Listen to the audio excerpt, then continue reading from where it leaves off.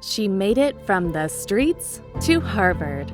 I found myself at 15 years old sleeping in New York City streets, in parks and subway stations. Homeless and alone at 15, this girl could barely survive.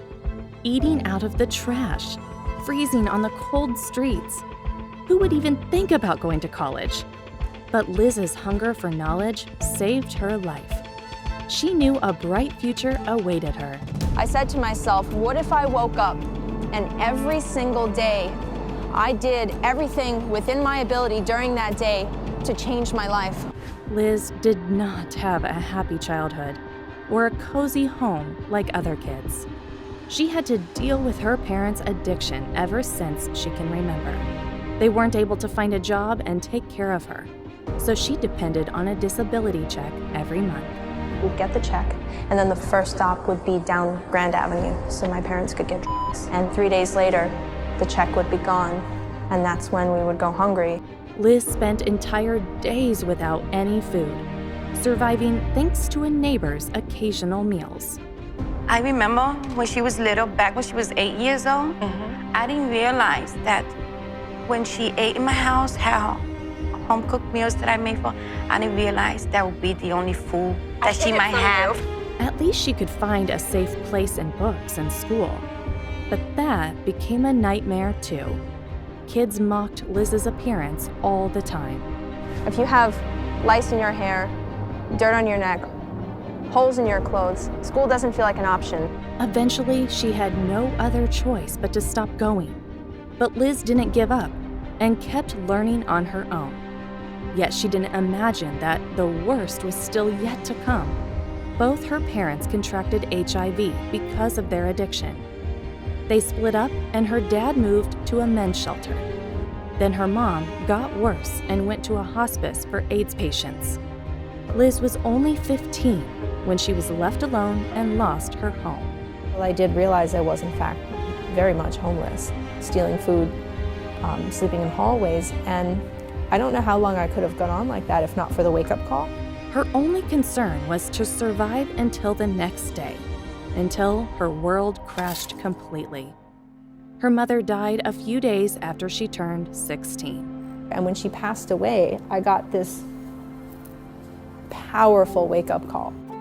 Because there I was at the age of, I just turned 16, and I got to look mortality right in the eyes.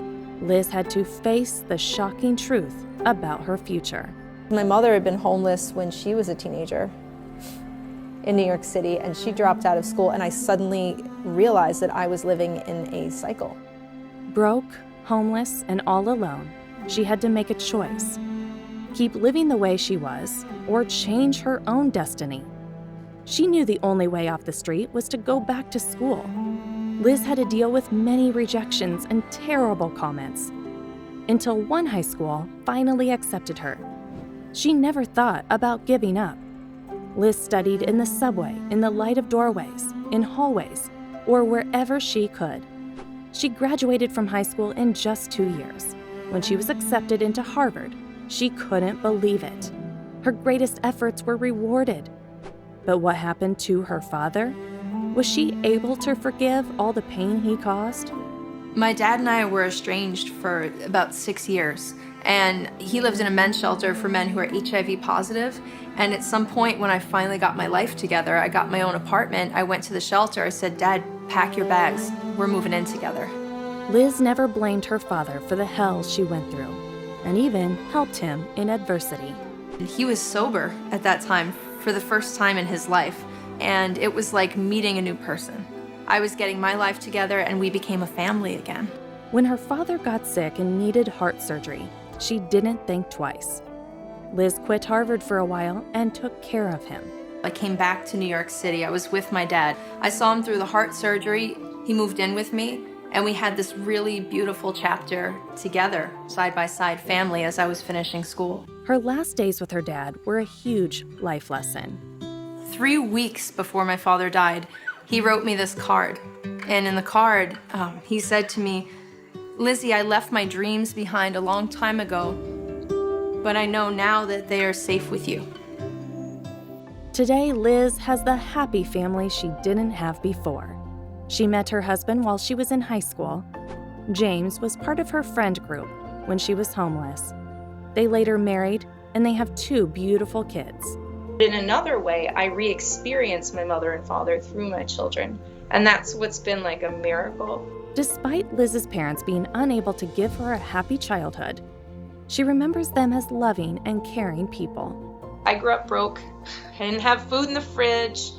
We didn't have a lot of stuff. We didn't have any of that, but we had each other. And when you have that, you have everything. Liz shares her story to encourage people to follow their dreams. Nothing stopped her even during the hardest days. No one knows what's possible until they do it. You don't know. No one knows. And that's what's kind of cool about life. That's what's so beautiful, is every single day is another chance. Liz firmly believes life is all about choices. No shame, no blame if you mess up. We all do. Just shift out of it. What's the next choice, the next choice, the next choice? And if you keep picking that empowered choice enough, you will carve out a life for yourself that is not in any way limited by your past. What happened to you in the past doesn't define you, but what you do next does.